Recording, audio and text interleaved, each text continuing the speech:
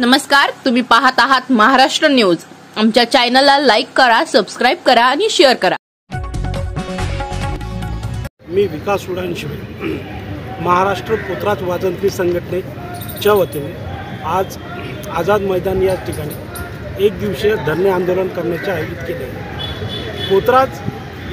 पोतराजाचं जीवन, पोतराजाची हालाकीची परिस्थिती या बाबत आम्ही शासनास कळवण्यासाठी या ठिकाणी जमा झालो आहोत। पोतराज हा आपली कला जतन करत करत एक प्रबोधनात्मक काम करत असतो। हुंडाबळी असू देत, दारूबंदी असू देत, व्यसनमुक्ती असू देत, समाजाला पटेल त्या भाषेत तो त्याचं महत्त्व पटवून सांगत असतो। त्यामुळे ही लुप्त होत असलेली कला आज राज्य सरकारने तिच्याकडे लक्ष देण्याची गरज आहे। त्यामुळे आज आम्ही याच ठिकाणी जमा झालो आहोत। यामध्ये ज्येष्ठ कलावंतांची एक पोर्टल राज्य सरकारने तयार केलेलं आहे।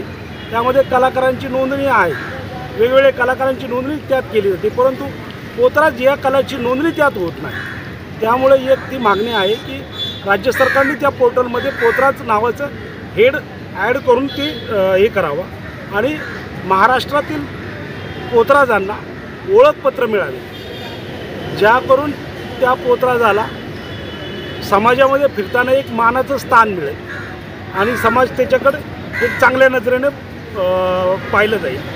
त्यात 18 वर्षापासून ते 35 वर्षापर्यंत जे युवक आज ती कला जोपासतात त्यांना एक उत्साहिक भत्ता म्हणून 5,000 रुपये मानधन दिलं जावं।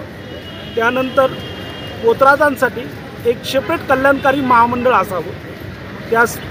त्यासोबत कलाकारांना घरकुल ज्यावेळेस तयार होतं त्यात त्या पोतराजाचा एक विशेष वाटा त्या घरकुलांमध्ये असावा आणि पोतराज ही कला एक पुरणपाठ चालावी।